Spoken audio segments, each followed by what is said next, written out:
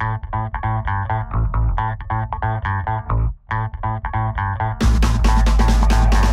are some things that shocked you first about the culture? Coming from New Zealand, which is similar to England, that people do actually say what they think. I'll give you an example. If you go to a restaurant in New Zealand, if someone comes and says, "Did you enjoy your meal?" everybody says, "Yes, it was lovely." In Holland, they never have done that. They don't do that. They will say in a restaurant, "Well, it wasn't actually very good," or "I didn't like the steak," or whatever. So on one level, that's good. That's great. On another level, it's when you first get here, it's rather, oh, how embarrassing. They're going to complain. You know? Yeah. Oh no.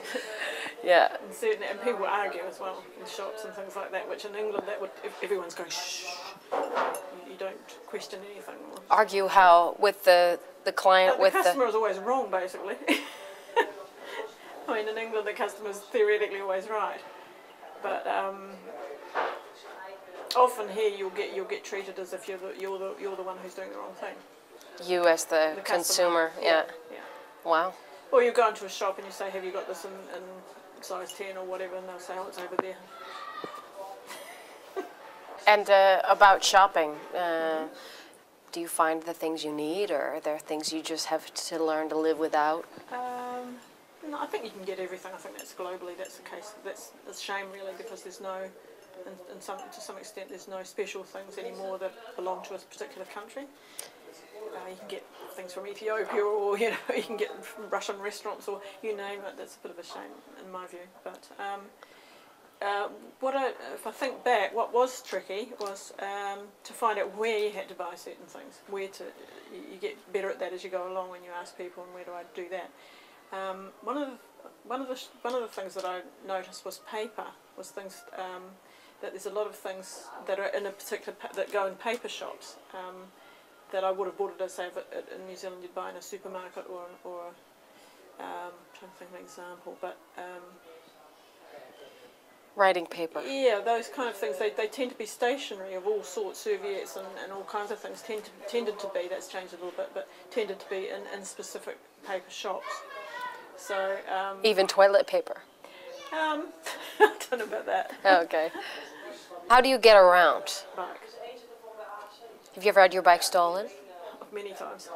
What do you have to do to keep a bicycle? Pray.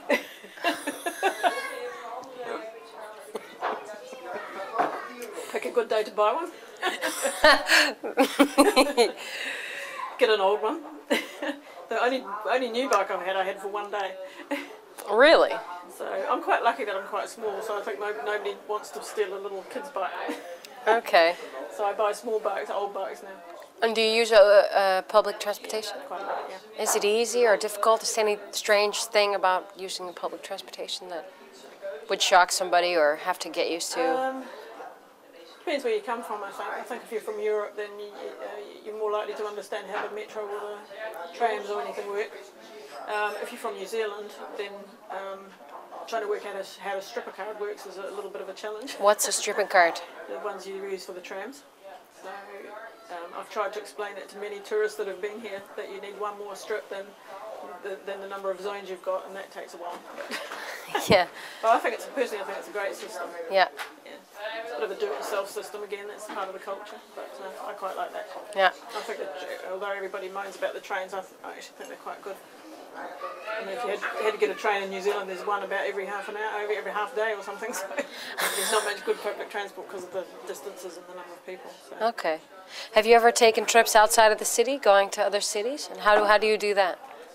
Within Holland, a train, often, or car, but train, fly. I still travel quite a lot. Okay.